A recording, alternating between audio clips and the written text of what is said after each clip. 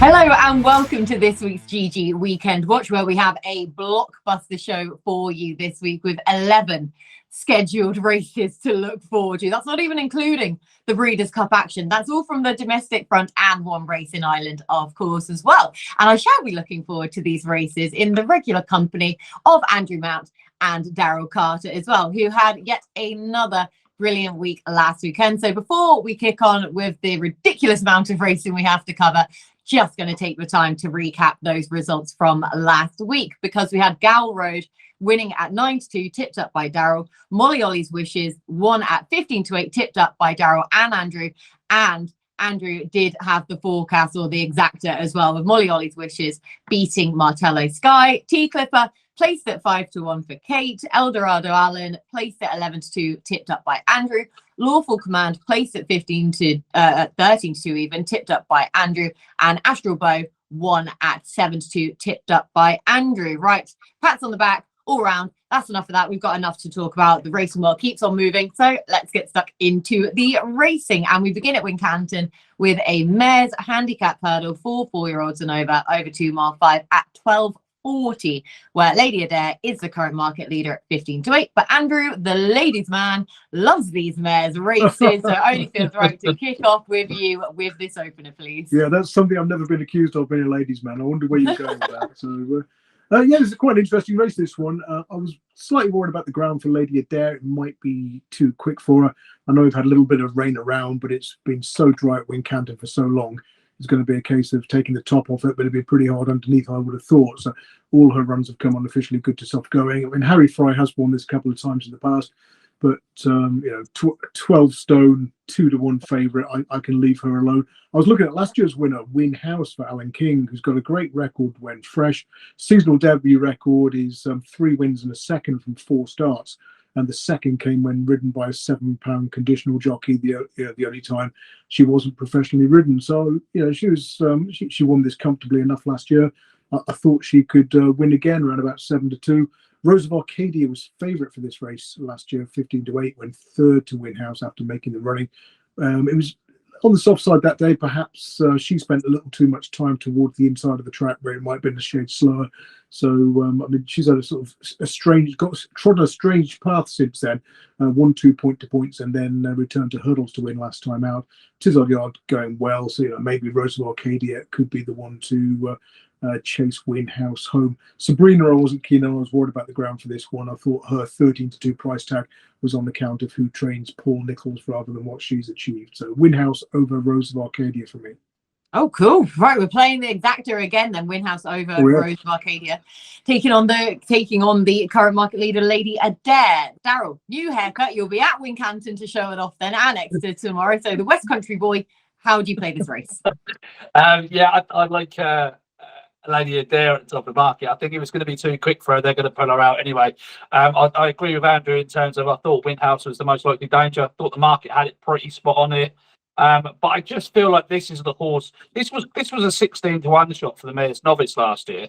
And I just think she's the one that's going to progress and be, move up in grade out of all of these. Whereas they're pretty much, this is their level, the rest of this field. I mean, Windhouse is always, every time I see her run at Wincanton, I always fall for her, really. She won in this last year, but I think she'll be targeted at this particular race again. So I do think she's going to run very well. She'll certainly be in the frame, I think. But I think it revolves around Lady Adair. So if Lady Adair is pulled out on accounts of the ground, then I'd be siding with Windhouse, undoubtedly.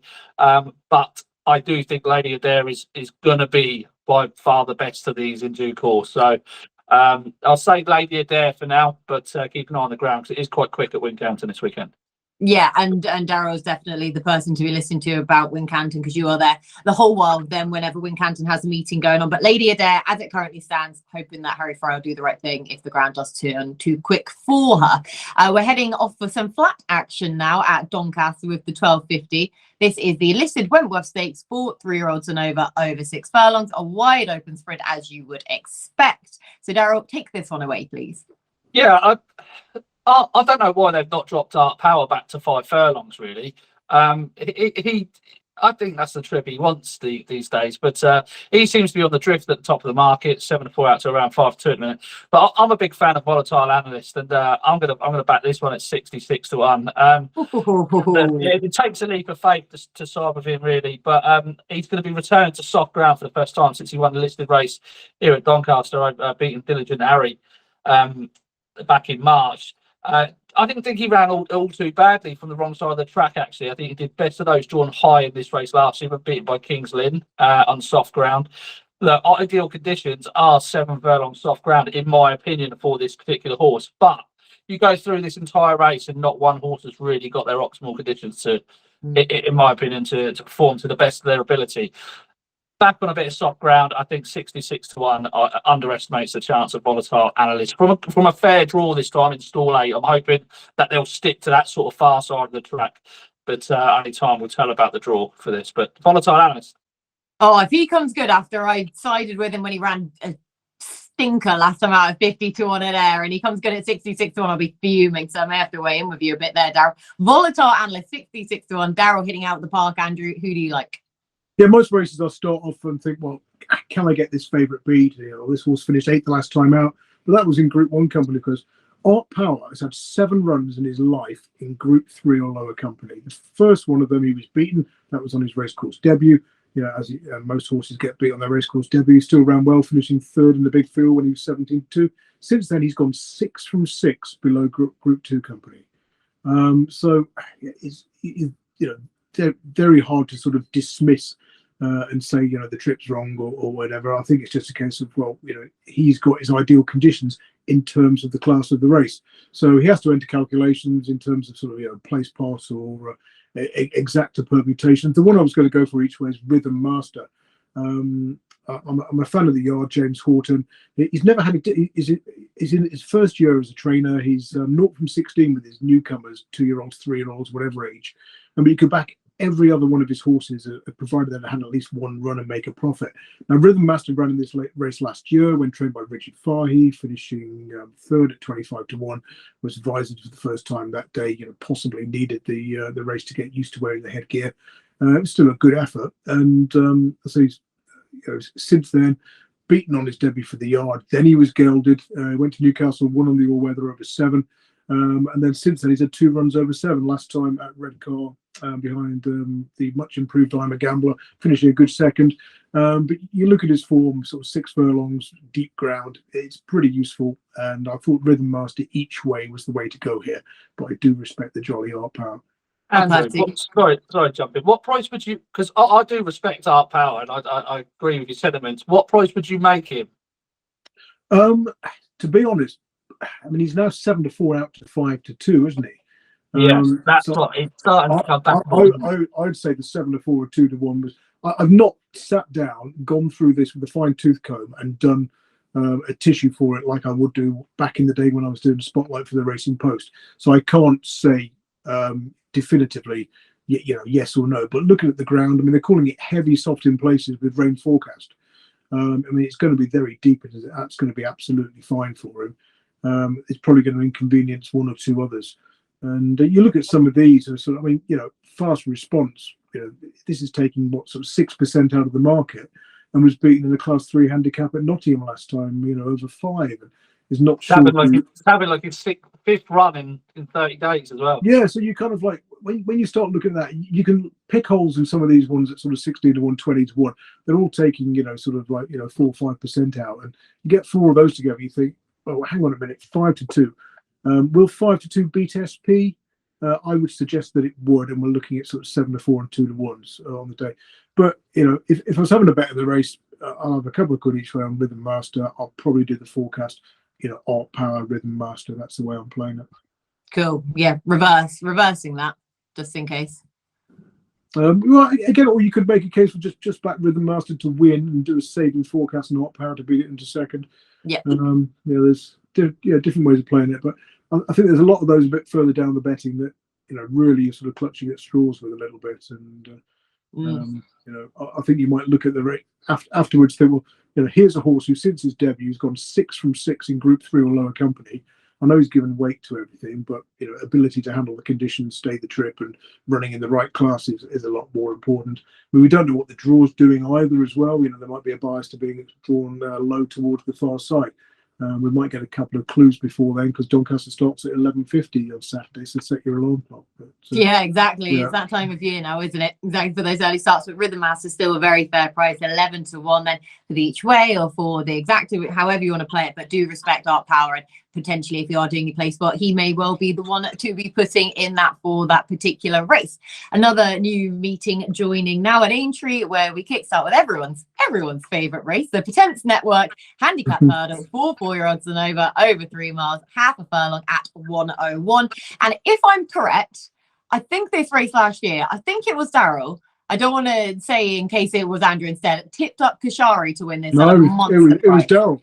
But he got a rollicking from a few listeners because he didn't put it up in his column. And I did, and I think I'm right in saying I tipped him at 25-1, and I didn't see his SP until he crossed the line when I was watching at Wincanton, and I couldn't believe it.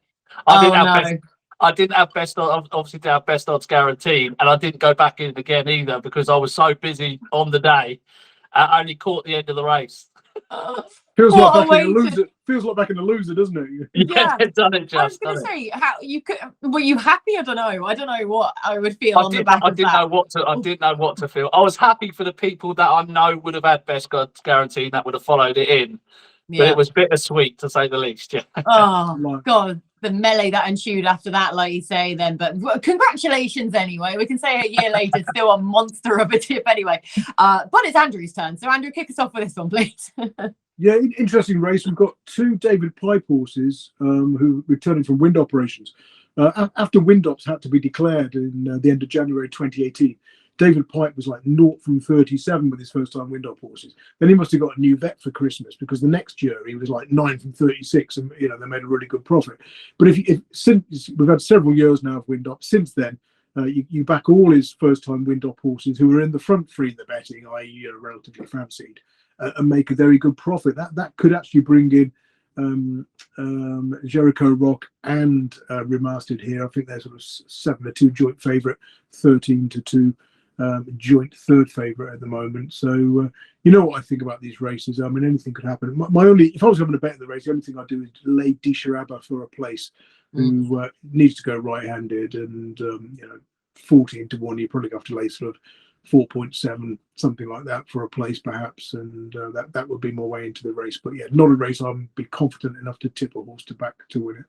Yeah, to be fair, it's Potence, isn't it? Yeah, Desharaba, away from Sandown, so probably not a horse you want to be really touching. The only way then to play that race for Andrew. Right, Daryl, you haven't got a monster price horse in this race this year, but how would you play it anyway? I am playing the outsider though, Desharaba. Oh, yeah. I'll take it back. I am around 14-1. I think that price is a little bit insulting. I thought the run last year and beating the neck by Kashari was an outstanding effort. Really, I mean, it was on the clock if you compare it to the 2 mile 4 race won by Brewing Up a Storm. It was a really, really good final circuit run from this horse. He's only had 4 starts over hurdles. He's got an excellent record fresh. He clearly likes the course. I think he's unexposed and could be improving. And it wouldn't surprise me if they kept him to this sphere for the rest of the season. Most of these are staying chasers. I mean, Desharaba is a staying chaser himself, but he has got the ability over hurdles, which he's already proven in just those 4 starts. And I think he just might be able to nick this race. Jericho Rock for me is a bit bittersweet again, because I tipped him for the ultimate handicap and he led the whole way round right until the final 20 yards and then got nutted.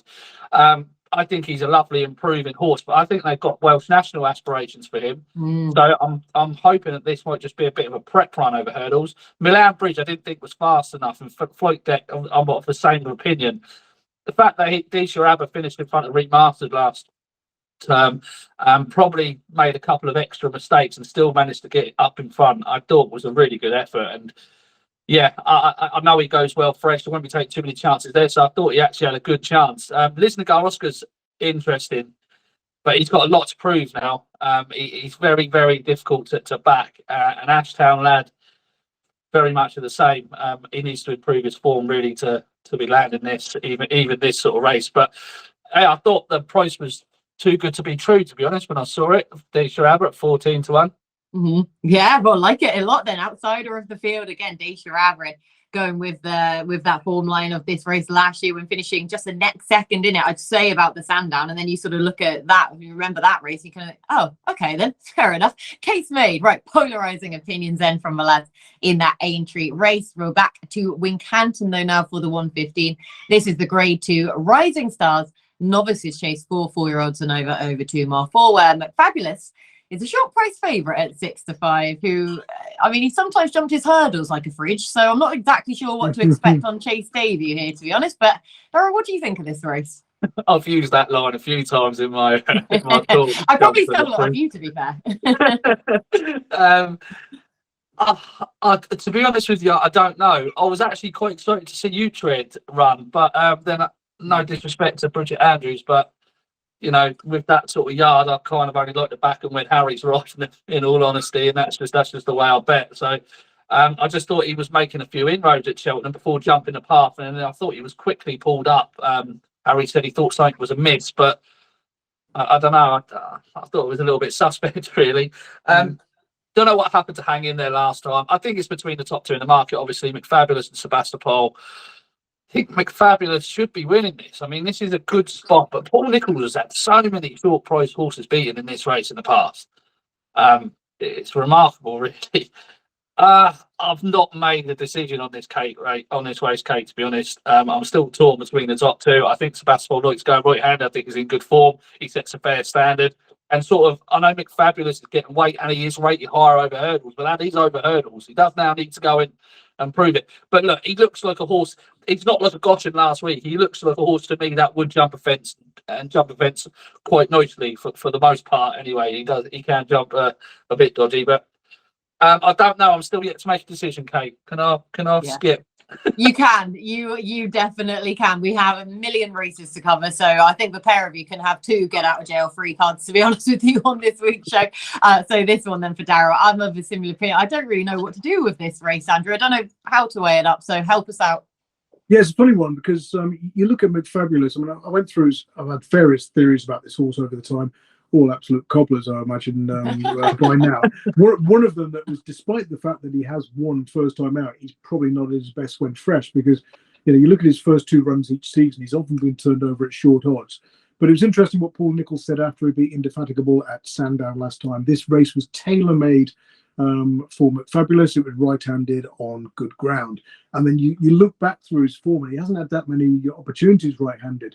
I said before that run in April, his final start last season, his previous right-handed run was at Kempton on the 9th of January 2021. What's he done? He's won easily. Go back before that, Kempton again, March 2020. He's won. So, he's run a shocker at Ascot once, but I think that's his only ever defeat on a right-handed track. I think something like 4 from 5. So if he does need right-handed fast ground, but then why is he going over fences at the age of 8? Is this an afterthought? He's going to be 9 for next year's Cheltenham Festival in his first season over fences. So, yeah, he's the kind of horse that, if he goes and wins at even money or thereabouts, let him do it. Sebastopol. Thank God I'm not the only one scratching my head for this. Oh, I mean, Sebastopol, I thought he was going to be a Grand Annual horse last year, because he's one of these ones who he kept tanking along, pulling hard in small field, chases, often clouting a fence. I thought, get him in a big field handicap, and it might just be tailor made for him. Faster tempo. He's talented, but that propensity to finish second or make a mistake might rear its ugly head. Hang in there was half interesting, because it was officially good ground at Cheltenham last time. Obviously, it had rained, pulled up 9-4, pulled up, and connections said would have preferred a faster surface.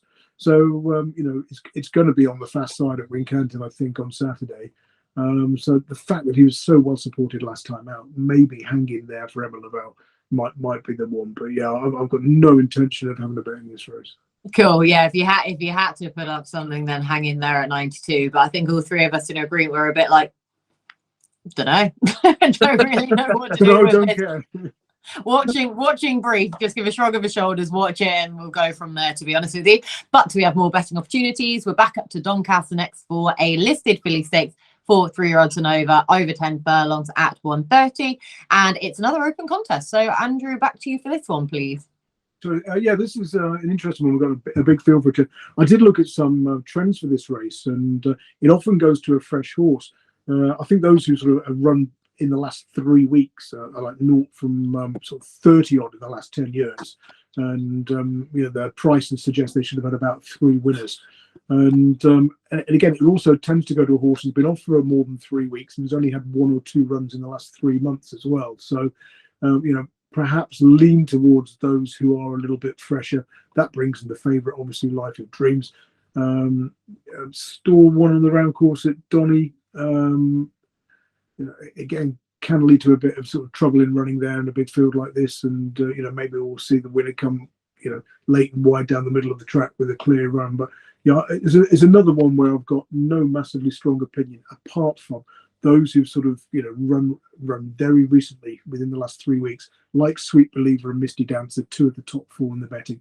Maybe to take those on and look for something that's a little bit fresher. But that's all I can offer on it at the moment.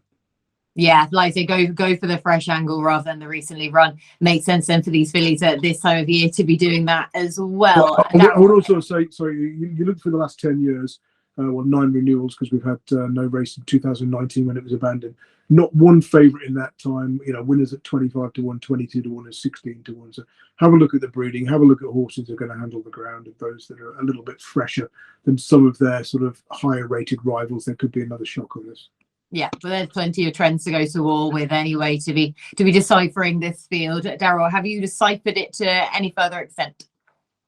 Not really. I'll offer up 2. I'll offer up 2 in this. The first one is actually Misty Dancer, who Andrew is very much against. But I think this horse is an absolute mudlark, and I love the way she went through the ground at Newbury, and Pickle and King's Joy just couldn't lay a glove on her. She just kicked clear like really effortlessly, and I was really impressed. I mean, this horse has just improved leaps and bounds since winning at Goodwood, and I think there's a good bit more to come from her yet, especially this autumn. She's going to get some deep ground.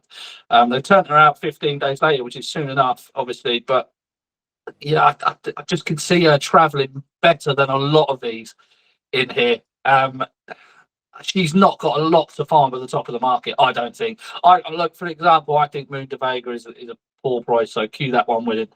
Same for Life of Dreams. I don't think they've achieved a lot, to be honest. So I was going to take the top of the market on with Misty Dancer at 10 to 1, and something enticing, the horse that I put up at Newmarket last time.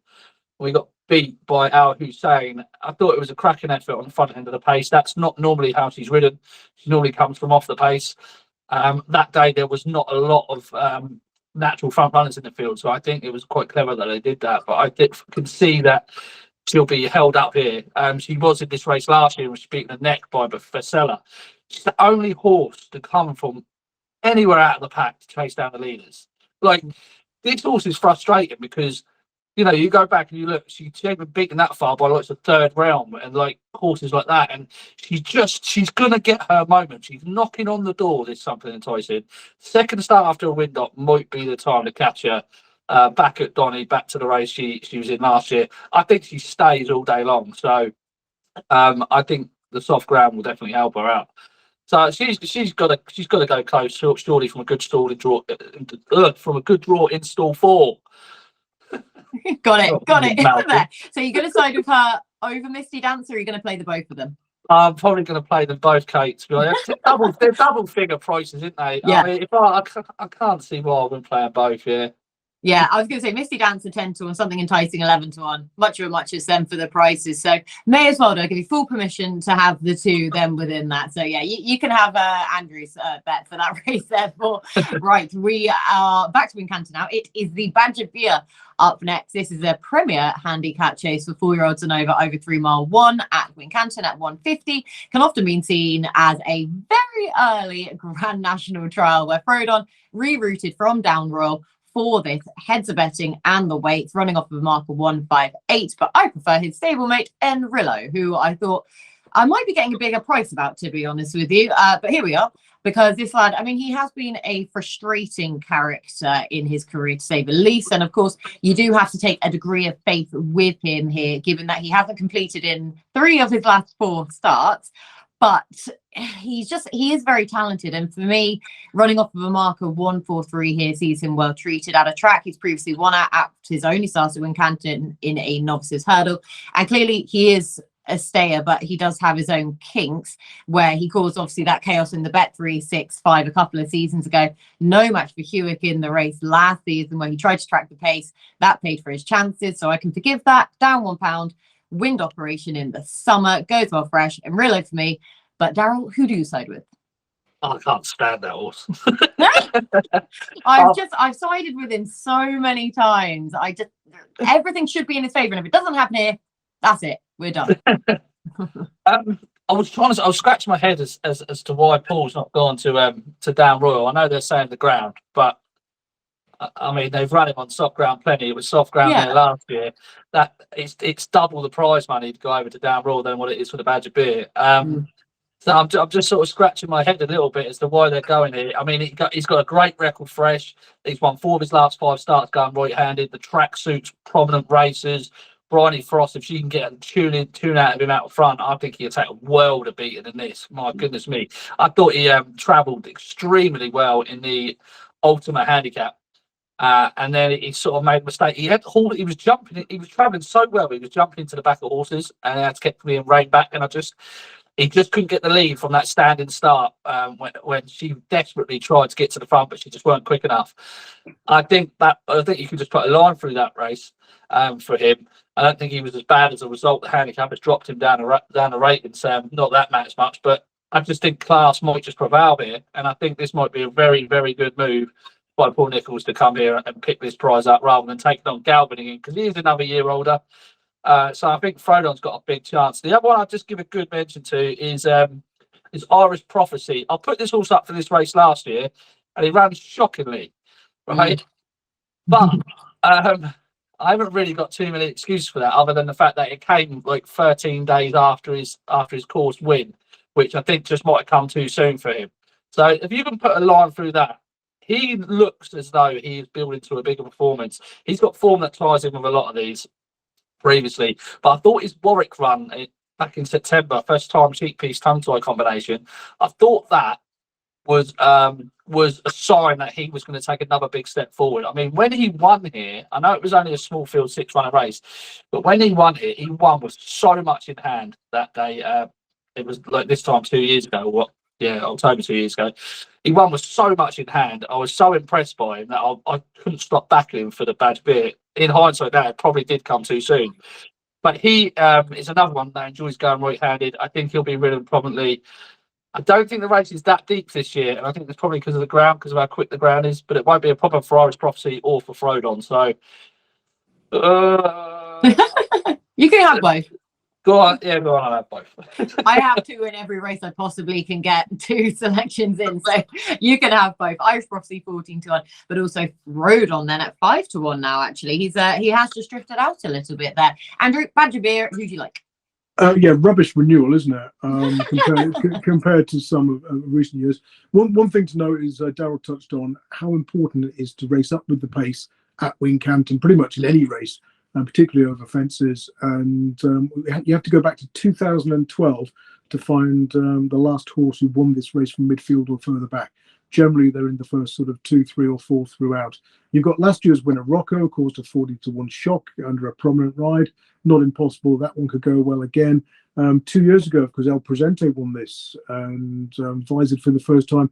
How is he going to react to that? I mean, when he had cheek pieces on, I think he was, he departed company early at the back of the field. So if Mr. Gethin, because Kieran's riding rather than if he boots him into the lead and doesn't face pace pressure, I could see him going well. I like the case Daryl made for Irish Prophecy. Again, he likes the track, and if you buy the excuse that the race came too soon last year, but again, he's got 2 ways of running. He was ridden patiently at Warwick last time. Sometimes he goes from the front. Will he only go from the front when he's in a small field? Both his course wins and Cohen fields with 6 runners. I mean, I know Enrillo was first past the post in a Whitbread, in a sort of Bet365 Gold Cup, but he's only ever won where inverted commas in fields of 8 or fewer runners. So, you know, is he going to be ridden patiently and sulk and make mistakes when he's surrounded by other horses? So, I mean, the one I was going with Lord Accord, who he won at Cheltenham last time out. Tends to race near the pace, disputed lead last time. He's an early season type. You look at his form in the final 4 months of the year, September to December, 8 runs, 5 wins, a second, a third, and an unseat. So for a horse who's in good form, who won last time out by a wide margin under a prominent ride, who goes well at this time of year, you're guessing with so many of these, the favourite, second favourite coming back from another wind operation, that could have a positive effect. It might not. So, I prefer Frodon over Enrillo because of the running style, but I'll go Lord Accord against the pair. Oh, okay, then Lord Accord to back up that win from last time out. Personally, I thought there was loads of pace on this, but I also agree with the pair of you that you don't want to be far away from the pace at the same time. Yeah, on El Presente, I've no idea. It's Kieran's first ride back after getting fired into a brush hurdle at Worcester last week. So, yeah, El Presente and first time visor in the Badger Beer. What a first ride back that's going to be. Dear God help him. We'll see how it goes.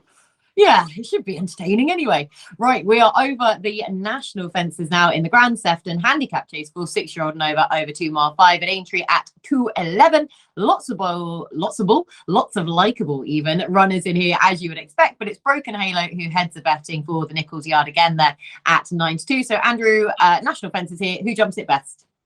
Good question. I mean, our old friend Two for Gold is running here. We talked about him before. He's got an incredible record from the 1st of November to the end of February below Class 1 level. 9 wins and a third from 10 starts.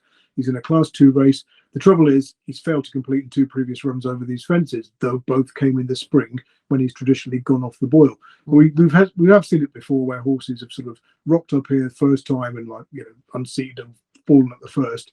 Next time over the fences, that they end up going to win. So I've got to throw a few quid at Two for Gold, given that 9 from 10 record at this time of year in this grade. He did go out to 14-1 at one stage. I see he's into 7s now. That might just be the anti-post prices adjusting when the final field was known.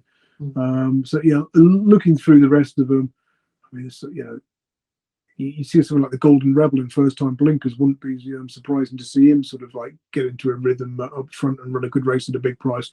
But I'll go Two for Gold in the hope that it's 3rd time lucky over the Aintree fences. Yeah, that's it. Your old friend though, Two for Gold, who I know you sided with Doncaster to win last year at a fair price, and the soft ground should really be in his favour as well. Darryl, who do you like for the Sefton?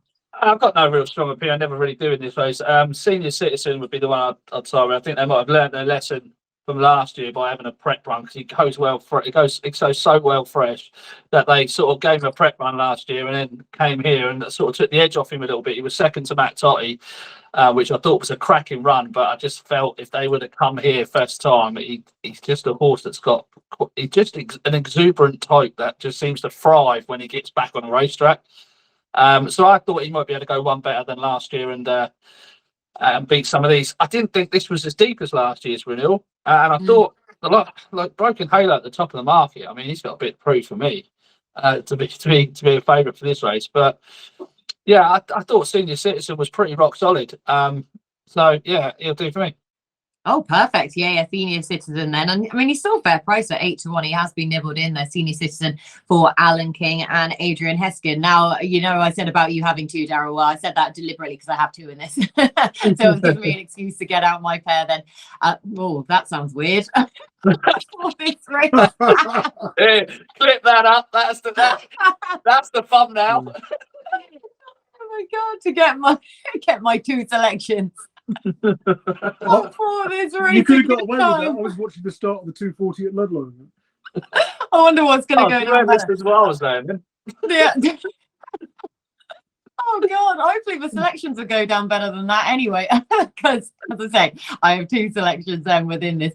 One of them is an aforementioned horse there that Andrew did talk about, a horse who jumped like a bag of hammers last time out. So see how he takes to these fences here. There's another one for your descriptions of how horses jump there. But yeah, the Golden Rebel though, for me, he gets first time blinkers fitted here, as Andrew said, in the hope of his him improving his jumping display from Fontwell when he finished third and last time out. He's officially running off of a £3 higher handicap mark though, but he ticks plenty of boxes for me. But being the correct age, rating, running style, and turnaround time, I just hope he can stay upright really, and the new headgear makes the difference here. But my main play would probably be One True King, who is a horse who I've just been waiting for him to come good and to really fulfill his potential for a while. And I think this may well be the time for him, because he too must run off of a mark of 133, £2 higher than his chase mark because of bloody 2 for gold being in here. But he remains well treated on his improved run on his reappearance last time out when winning at Market Raisin. He's just a lovely big horse. I think 2.5 miles is the optimal trip for him, and I think he's going to take to these fences, touch wood, hopefully. So One True King and the Golden Rebel for me in the Grand Sefton. Right, we're back to Wincanton now for a National Hunt novices hurdle for 4 to 6-year-olds over a mile 7 at 2:25. Who wins this one for you, Daryl? Hugo's New Horse, I think, will win this. I don't think it'll be straightforward by any means, but I love the way he travelled, the way he sort of jumped at Chepstow. I thought there's stacks of improvement to come from him. He's just the typical type that Paul sends to Wincanton, that just seems to uses that place as like a nursery ground just for experience. Same with Chepstow, and they just always tend to improve from Chepstow to Wincanton. He's just built like a gorgeous 3-mile chase of the future, but he's got a bit of a turn of foot about him. I quite like him. I thought the form of his second collector's item was okay, not too bad. Like I say, I don't think it'll be straightforward. I think Trolley Boy of Nilmore Holland is a fair horse, but this is not a race that we're going to be reliving. You know what I mean? That like this is low grading stuff. To be fair, we're talking like 110. If you run to 110, 115, you're probably going to win. I'm hoping Hugo's New Horse can run to about that, so he'll do. Perfect. Hugo's New Horse then, yeah, in the 2:25. I did have to double check this out. We were actually doing this race and not the grade 2 in the following race. But anyway, I'm not in charge of the TV schedule. Andrew, who do you like? Yeah, I thought it was a joke when this, or a typo when this appeared on there. Yeah. So I didn't bother looking at it because I thought, no, that can't actually be true. So yeah, haven't a clue. What Daryl said. Honesty is best policy, and just side with Daryl. Yeah, exactly. Just piggyback there. Right, but we do have some proper action then in our next race, because we're skipping across the Irish Sea for our next race at Down Royal. This is the Grade 1 Champion Chase for 5-year-olds and over 3 miles at 2:32. Just the 5 runners to go here. Andrew, who wins this Grade 1, please? Yeah, this is a classic, isn't it? With some old favourites, Galvin, Kenboy, Envoy Allen. Remember him when he used to be unbeatable? Yeah. He was the second coming. Yeah, it doesn't seem that long ago, does it? So it just shows you how dangerous hype can be in horse racing. But yeah, Conflated as a horse, I've long loved, thinking that he had to have a big field and a strong pace, because he used to be ridden patiently. And I remember tipping him up for a race at the Cheltenham Festival, and he's placed at a big price because it was the first time in God knows how long he got a big field. And then they fooled me when he's changed tactics, and what's he done? Last year in the Irish Gold Cup, he's up there, made most of the running, a lot of the running, and won at 18 to 1 by 6.5 lengths when I didn't have a penny on. I think he could have been on at sort of 40 to 1 or bigger before that. So yeah, since then he tipped up behind Allaho at Cheltenham, because when I think I put him up as without the favourite or the forecast bet in the Ryanair, and I think he would have been second had he stood up. That's probably me talking from my wallet. He's then gone and bumped into Clan des Obeaux, run a solid race story, I should say, at Aintree. And I thought, yeah, this smaller field under a prominent ride, I'll go Conflated over the favourite Galvin. Ooh, 3 to 1 then about Conflated, your old mate there to take on Galvin at the head of the market. Daryl, how do you play it? Yeah, I agree. Conflated for me as well. I agree with Andrew that I put Janadil up actually without Allaho at the festival, and I agree that Conflated would have stood up. He would have finished second. They're going to try a Gold Cup route with him this year. I don't know if that's quite right, but I don't know if he'll be good enough to win that. But I think he'll be good enough to win this. I mean, they backed Run Wild Fred, who finished behind Galvin at Punchestown on his reappearance.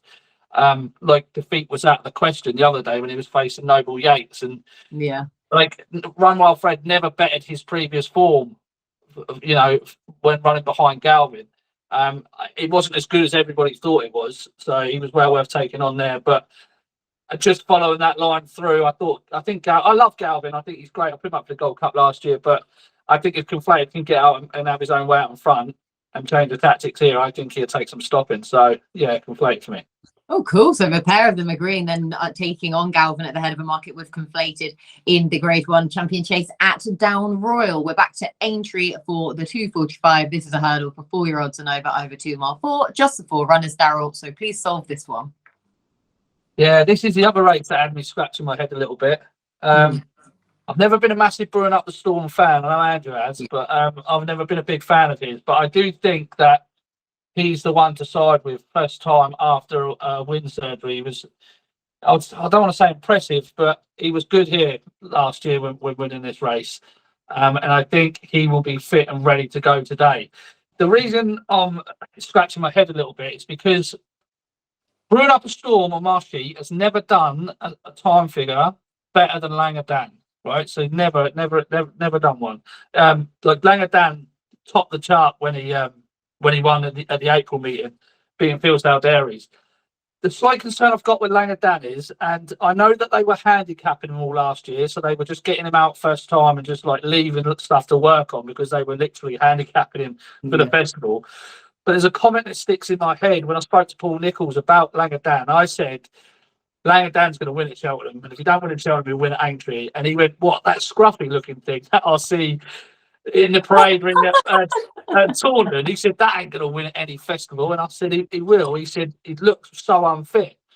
So I'm just wondering if he's the type of horse that actually does need a run.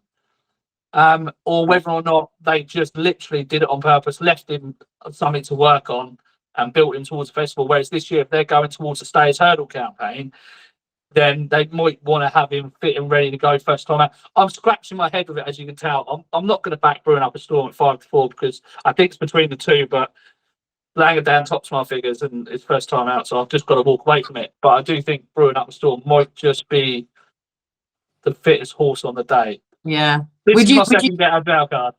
I think we're on about the 4th, to be honest with you. No. Would you try and wait to see Langadan in any preliminaries if you get good enough shots on TV of him, or? Yeah, quite possibly I would. Just to see how he looks, but I mean it's very difficult to paddock judge when you're not there, isn't it? Yeah, exactly. That's the thing. You're going to be a long way away from Aintree. Yeah, and look, it's not like I'm going to be missed out on a big price, is it? Yeah. So I'm happy to let him run and just see what happens and then take the race moving forward after that. Yeah, and then play it, like say, going forwards. But do watch out for how sort of Langadan looks at whether or not what they're going to be playing with him this season. Because obviously at this stage it's impossible to tell unless you're an insider in that yard at this stage. Andrew, who do you like? Yeah, I like Brewing Up a Storm. I think 5-4 is a big price because you've got a horse who probably can't. I'm not going to say probably can't win. Every horse can win, but in terms of not facing his ideal conditions, Dasher, Drasher, a chaser who needs softer, heavy ground ideally, and you look at his last few seasonal debuts. He tends to sort of plod round, get outpaced, improve for the run. He's got a fantastic record in December, so this just looks like a prep over hurdles before return to fences on probably softer ground at somewhere like Ascot next month. So although he's a great horse, he's a class act. He's not running in the ideal conditions. Langadan, like you say, you could see him going off a much bigger price than this and having bigger fish to fry also later in the season. But Brewing Up a Storm, he's back from another wind operation as he was when winning this last year. He's had 2 recorded wind operations. He's won for the first time back after both of them. He's 4 from 4 when running on his seasonal debuts in bumpers or over hurdles. He did finish well beaten once, but that was over fences, I think, at Carlisle a couple of seasons ago. So everything's right for him. The track's right. He's fresh. He's had another wind op. This has obviously been his aim, for some time. And 5-4, you can see him going off at 6-4 on or something like that. So yeah, Brewing Up a Storm. Oh, perfect. Yeah, with you, again, your old mate, Brewing Up a Storm, then to make 5-4 look at a big price. And our final race is the small matter of the November handicap for 3-year-olds and over a mile 4 at 3:13. So, Andrew, how do you play this one? Yeah, this is tricky.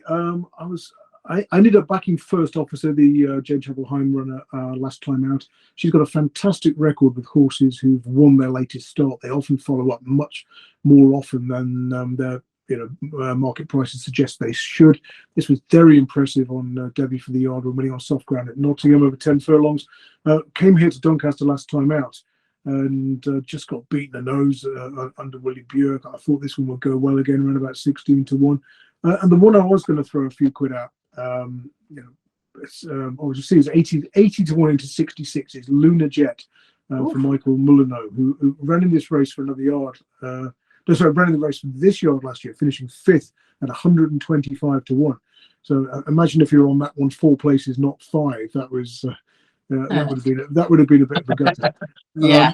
And it looks as though he's been laid out for a repeat again, or he's just been waiting for his needed soft or heavy going. I did take a chance and put him up as a small bet last time out at Nottingham. 10 furlongs was on the sharp side. He'd been off the track for more than a couple of months, and he ran as though it was needed.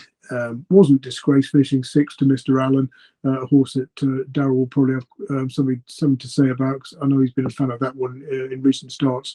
So yeah, in terms of a massive price, a couple of quid each way. Not going to say the price of a lottery ticket for those playing weekend watch bingo. I'll go on. What you have done now. Yeah. And to be honest, given the way inflation's going, it's just lottery tickets are probably 20 quid now anyway. So Luna Jet and First Officer were the two that I was just going to play small on. Perfect. They're the two, but both big prices. Like I say, Luna Jet and 66 to 1 is the second from the outsider then in this race as well. But 2 ways to play for Andrew. Darryl, how do you play it? Mr. Allen? I don't know. Three. I've got 3 again. See, this is the problem this week. When you get so much racing on, it's such big open fields, it gets a little bit tricky. Mr. Allen is the first. I'll just give him a good mention. The reason I was backing him though is because he was dropping back to a mile and quarter over on soft ground, and I thought that's his ideal conditions. I didn't know how much he had in the tank when he won at Nottingham over Precisely. I thought he had a little bit up his sleeve, but I wasn't sure. I think he's an out-and-out galloper. He'll enjoy soft ground. Whether or not he'll stay this sort of test, I'm not 100% convinced, but I think he'll go because I'll probably have a sentimental save on him. The 2 I was going to put up is the first one is Falak for Ewan Williams. This horse is bloody frustrating. Talk about frustrating horses. This has been knocking on the door. I'll back this horse right at the start of the season. I think it was at Ayr.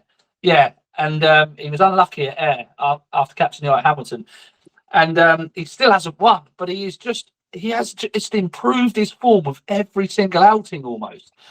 He's got a hiding action. I'm convinced that he wants soft ground, and a mile and a half seems to be what he wants when he's running over a mile 2. Now the issue is when he's had a mile 4, he hasn't finished out his race.